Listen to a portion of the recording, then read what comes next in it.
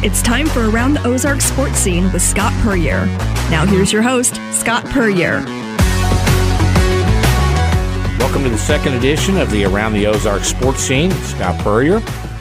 Fall is in the air. You can feel it. It's football weather out there right now, and love it. I mean, you get out on Friday night, Saturday afternoon, it just feels like football. Had the pleasure to go out last Friday night to Republic to watch a showdown between Nixa and Republic. More than 4,500 people in the stands. Nixa wins it on a field goal as time expires, 31-28, and just a classic. Second year in a row that we've had that kind of a game between those two. After Republic won 36-35 at Nixa in overtime the year before. This has become the marquee matchup in the Ozarks for now. And so, anytime you can get those two programs around, taking it down to the wire, almost 5,000 fans in the stands, highly encourage both fans and administrators at some of these schools to go to one of those games and see what a game day atmosphere is all about, because Nixa and Republic have kind of got it cornered on the market right now. A couple other notes. The Kansas City Chiefs grinded out a win last Thursday night against the Broncos, 19-8. It wasn't a thing of beauty, but now the Chiefs, a little time to get ready for the Chargers coming to town this Sunday. Of course, the Chargers dropped a Monday night football game to the Cowboys to fall to 2-3. Chiefs now at 5-1 in the division. Pretty good opportunity for the Chiefs to really grab a stranglehold on that AFC West race this year, because the Chargers coming in were kind of thought of as the one team that had the talent and the firepower to maybe make a run. It's not happening right now with Los Angeles. I think they'll have a new coach. Brandon Staley experiment's just not working. I would think that USC's Lincoln Riley could wind up being the Chargers head coach by next season. He doesn't want any part of the Big Ten, and it's a chance for him to take another job, a pro job, without having to move out of his home. Missouri State football took care of business with a big road win at just an awful Western Illinois last Saturday. They're back home to face Murray State this Saturday, homecoming, 2 p.m. It's a Murray State team that's 2-4, just like the Bears. These are the kind of games that the Bears need to win and take care of business so they can get that momentum going in the right direction for the program again. Keep an eye, too, on the Evangel Valor. Coach Chuck Heppela's squad is tearing up their new KCAC conference. They're 7-0. They're number 13 nationally. They have a big test with a 6-1 Friends University team coming in that's ranked 25th. That's Saturday at 3 p.m. down in Nixa at Eagle Stadium. Evangel and Friends in a big NAIA KCAC shootout there. He was the last coach to take Missouri State Bears basketball to the big dance back in 1999 with an amazing and memorable run into the NCAA March Madness Sweet 16. He's the owner of 665 wins in 32 seasons as a head coach, including 12 trips to the NCAA tournament.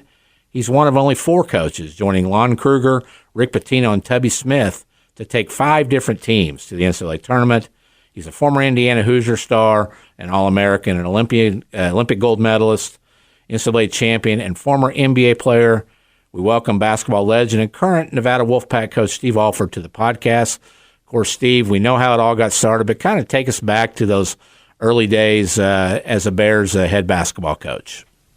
Manchester College had great teams there, great players, and so SMS ended up being my first Division I job. So didn't know what my path was going to look like or where it was going to go. I could have honestly stayed at Manchester forever. I loved that opportunity. It was an incredible place, and just had a lot of fun. But once you got a taste of the Division I level at SMS, and when I got there, it was Southwest Missouri State. So one of the things that I think all of us, from Greg Onstadt to Bill Rowe to myself, just trying to get it to SMS. Obviously, Missouri State was the long-term goal, and so proud and happy that that's where it is today. But those times, those 4 years there were very, very special. Met lifelong friends, and like all my stops, just a great staff. My dad was able to come with me. So we got to work together all 4 years at SMS, and an incredible community. The O'Reillys were kind enough to show us Sarasota, Florida. Now Tanya and I have had a place down there for about 26, 27 years. And so there's just so many cool things that have happened since being there, and really appreciate my time there. Well, we mentioned 12 trips to the NCAA tournament with your 5 schools. That 1988 or 98, 99 team always going to be special with Bears fans, not just because it was the last team to go to the big dance, but just the way they did it. The Sweet 16 run, playing basically an NBA team in Duke. When you look back now, in your eyes, when did you kind of realize that maybe that was in that group of guys and you could make that kind of run? Well, I think that team was it was special because I think everybody understood their role. They accepted their role. We had very good young players with a really good mix of an older group that had kind of been there and been on the cusp, that had been awful close. And I give them a lot of credit because there wasn't a lot of experience as far as NCAA games on that team, obviously. Like our team last year at Nevada, we didn't have any experience, and it showed. Usually lack of experience shows when you get in the tournament. And that team was so special, not a lot of experience, and yet you beat a team like Wisconsin. There wasn't a team that was probably more disciplined in the tournament than Wisconsin. And then you beat a Tennessee team that had the size and athleticism of an NBA team. And we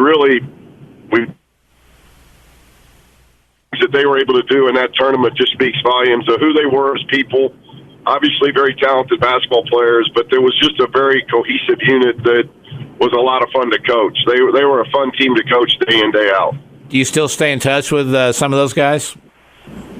Oh, yeah. Danny just reached out. We're trying to, working with Missouri State now, getting a game to where we can honor that team because we're at 25 years, and obviously we want Danny honored in a very special way, but William's still there in town. Kevin calls me a lot working back in Indiana, and Brandon Miller, all the way down the line. Those guys have done. Ken Stringer stays in touch. He's in Florida. Burton, all those guys have done a good job of staying in touch, and continue to follow them, and hopefully we can get together here in the season and celebrate that team. Well, Springfield got to know you and your family over those years. I think your 2 sons probably got the best coaching in their entire careers with the future Bears in kindergarten. I would say you would probably admit that now, would you not? Yeah, I think about every time we get together as a family, they bring that up, Scott. So Well, give us an update. Of course, we got to know your dad, Sam, and mom, Sharon, wife, Tanya, Corey, Bryce, and Kayla. Give us kind of a life update on all those folks. Yeah, everybody's doing well. Mom and dad are at the lake in Indiana and doing well. They'll be out in about a month to watch games. But Corey and Haley are at Huntington University. Corey's in his 4th year there at Huntington University and NAIA school, doing really good things there. He's been to the tournament 2 out of 3 years, and he's got almost everybody back. They're currently ranked 14th in the country and only 20 miles from where I got my start at the same age. Manchester's only 20 miles from Huntington, so a lot of irony there. They've got a almost 4-month-old in Kai. Kai Andrew is our second grandbaby, and he's doing great. So they're loving things. Bryce and Allie are living in Czech Republic for the winter. As Bryce is playing I think it's his 7th year professionally. So he's in Czech Republic with our first grandchild, AJ. Archie James is about a year and a half. He's almost a year and a half old. So they spend their off season in Scottsdale, and then Kayla and her husband Gilbert. We just saw them because I was there for Mountain West Media Day. They live in Las Vegas. So everybody's doing great. Very, very blessed. Awesome. Well, and got to ask you, which is more of a Steve Alford kind of town, Springfield, Missouri, or Los Angeles? Definitely Springfield. That was, and I loved all my stops, Scott. I've been very, very blessed that all my stops have been great. But anytime I meet somebody that is thinking about the Ozarks or moving to that part of the country, I have such fond memories there, and it was a very special time, and love the countryside there. But the people obviously is what makes it, and the Springfield area is loaded with very special people. We live in a different world now in college athletics with the transfer portal, the comings and goings there, the name, image, likeness deals, conferences, affiliations, teams moving left and right. Is coaching still fun for you and your staff, or is it just more challenging now? I still very much enjoy it, Scott, just because I love the game. And the game's evolved, the game's changed. You go from thinking about post play to where now all post players want to play on the perimeter, and you got 3-point line that has constantly moved back, and the shot clock that constantly has gotten lower. And so you've had some things that have changed our game, but it's still basketball, so that part I still very much enjoy. I'm very happy that players are able to get paid now. I'm not against that. It's not a good formula now. The thing that probably disturbs me the most is there's not a grind like there used to be. And all the way back to when I was a freshman, and I get there's different eras, but learning that not everybody gets a blue ribbon, not everybody gets to play, not everybody career path is going to look the same. It's about work. It's about what work you put in. And I think a lot of the things that are set up today is so much about everybody's going to be equal on the same playing field, the same basketball court. And that's just not, one, I don't think it's good for athletics, but I don't think it's good for guys down the road. I like for our guys to have to grind it and learn about losing, learn about failure, figure things out, because when they're done with basketball, that's what life is. And I think all of our players that we've been having an opportunity to coach in the years past understood that grind, and they learned about that to where then when hardship hits them later in life, they're prepared for it. And the way the NIL is and the transfer is now, I'm not sure those are the lessons that we're teaching. It seems like players today are getting without doing first. And I'm not sure I like that kind of just that kind of system. I got in it because I love coaching amateurs. These kids are no longer amateurs. It's really name, image, and likeness doesn't even make sense, Scott, because most of these players across the country, they have no name, no image, or likeness, and yet they're getting paid right away. So we're really in a pay for play type of system, and that's what we're in. Is it chasing the older coaches away, you think? I mean, are some of them just say, I don't even want to deal with this? Yeah, and I think what you're seeing is a lot of those older coaches, they're either getting into television or you'll see them in the NBA, because we're basically a better version of the G League, because players in the collegiate level are making way more money than the G League players can make, and haven't even really started their career. So it's just, you're more of a general manager now than you are just being a coach. And you know, how you coach now, there are several coaches I think would really probably struggle in this era, just because of the way kids are today. It's not a slam on players. It's just coaching styles, and you have to adapt to it. We've had to adapt as a staff, but every spring it's pretty much being a general manager, getting in a room and figuring out what your NIL pool is and how it's going to be distributed, and that's stuff you didn't have to do years ago. You know, we would at this era we would have never been able to afford Sean McQuarrie, Scott. I mean, we wouldn't have an NIL big enough for him. Exactly. Well, you just keep him in team gear, and he'd be happy, though. You know, just trade out shirts and jackets. Speaking of your Nevada team, great year last year, 22-11 final mark. You go to the tournament for the first time since 2019, the big dance. How did the Wolfpack look for this season in Mountain West play? Yeah, we're real excited about our team. We're old. We got 6 seniors. 3 of them can still come back for another year. That's different, too, with the COVID situation. You guys are getting that extra year. So this is the oldest team we've had. We've got experience. Last year we didn't have any experience. We had major injuries. 3 major players missed the majority of the season last year. So those guys are back healthy. We've got experience that we didn't have last year. So we're very optimistic. We're hopeful. We're injury-free right now. So if we can just continue to grow and develop, we've got a great schedule ahead of us. It's just the Mountain West is a very demanding basketball league. and it's going to be that way again this year. We've got some really good teams in our league, and hopefully we're going to be one of those. Saw some great news on your end there with the Grand Sierra Resort Arena coming in 26, 27, somewhere in that time frame. Looks like you're going to have a spectacular new basketball arena to play in, and kind of a Topgolf right next door to it. That's your perfect world, isn't it? Getting late in my career, Scott, I couldn't ask anything better. I can coach basketball and at lunch walk over and pound some balls into a lake, so it couldn't be any better. But it is special. Alex Moreau, who owns the Coyotes NHL team, owns our GSR, and for him to do what he's doing I think we'll have the best facility out west. I think you'll start seeing NCAA rounds come to Reno. You'll see MTE events come to Reno. It's going to be great for our community, but obviously outstanding for our basketball program. We couldn't be more excited. Speaking of golf, how is the golf game these days?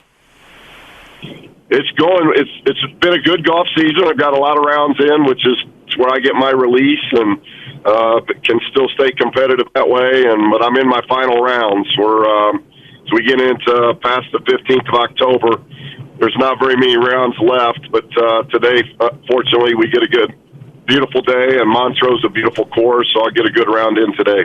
Very good. And I know if you're back here in the Ozarks playing a foursome, you, Brent Dunn, Sean McQuarrie, Mark Fisher, who you picking as a partner in that matchup? Well, I would probably go with Brent because Brent always plays the ladies' tee, so he plays up.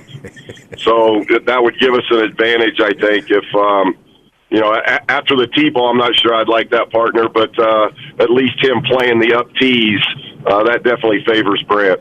Well, there'll come a day when retirement calls. I know that you don't have any timetable now, do you? And I mean, are you just going to keep going and as long as you enjoy it? What's the plan?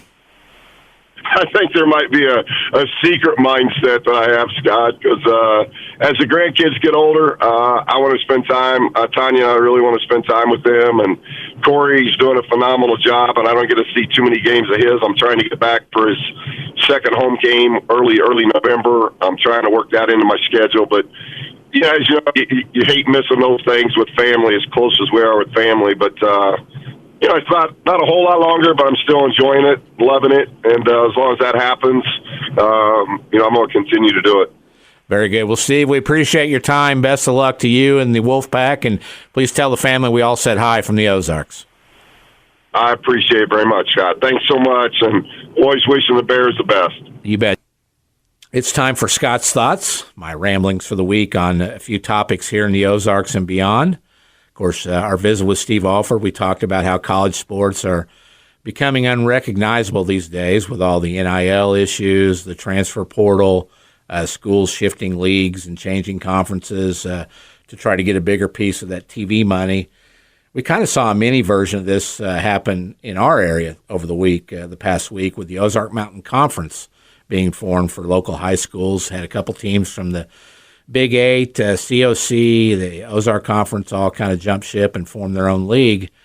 I don't mind this. I think it's a good idea at the high school level because anytime you can pair teams that are pretty similar in enrollment and school size and roster size and things like that, it just makes for a better experience for those high school kids. In fact, I think it may be time for Springfield Public Schools to take a look at their, for decades they've had that all for one, one for all mentality, and maybe take a long look at moving a Kickapoo and possibly Glendale into the COC with the likes of Nixa, Republic, Ozark, and schools that have now grown to be their size and their competitive level. Might be a good thing for them. And on the same end of that, Parkview, Hillcrest Central, maybe take a look at leagues like the Ozark Mountain Conference that may be a better fit, or the Big Eight, so they can have more kids come out, have fun winning games, and just a better experience for high school kids.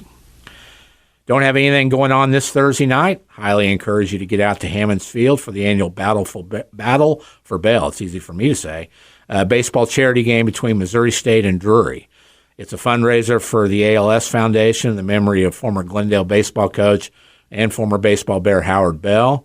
Been an annual thing. It's been a great, not only for a great cause, but great competition. It always seems to be a very close game and a chance for fans to see the Division I and Division II teams in town square off. First pitch is 6:30 p.m. on Thursday at Hammons Field. Tickets $5. That ticket also gets you into a noon game at Hammons Field that day in the Battle for Bell between Evangel and Baptist Bible College. So we've got all 4 teams in town playing on one day this Thursday. Get out and check that out. Finally, as Mizzou football turned the corner under Eli Drinkowitz, the Tigers are only one bad half away from being 7-0 if they could have held on to the lead at home 2 weeks ago against LSU.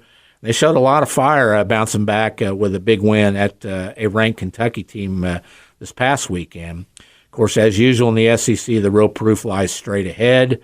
Mizzou needs to take care of business at home versus a pesky South Carolina this Saturday before a not as dangerous as they've been finish at Georgia, then home with Tennessee and Florida, and then finally at Arkansas, which also could be looking for a head coach at the end of the year as the Sam Pittman experiment may be nearing its end. Those 4 teams mentioned all look far more docile and harmless than they've been the last few seasons. Dare we say that this could be a 9-3 or 10-2 Mizzou team at the end of the year? We shall see. But it's not that far-fetched as it would have been in past years when 6-6 or 7-5 was what you considered a normal season for Mizzou. Be sure to enter the Around the Ozarks Guess the Score contest for a chance to win Chiefs tickets and autograph items. All you got to do is go to the website aroundtheozarks.com or on the app, enter your score prediction for this week's Chiefs games and every week and see if you can become a winner. That's going to do it for this week's edition. Thanks for listening.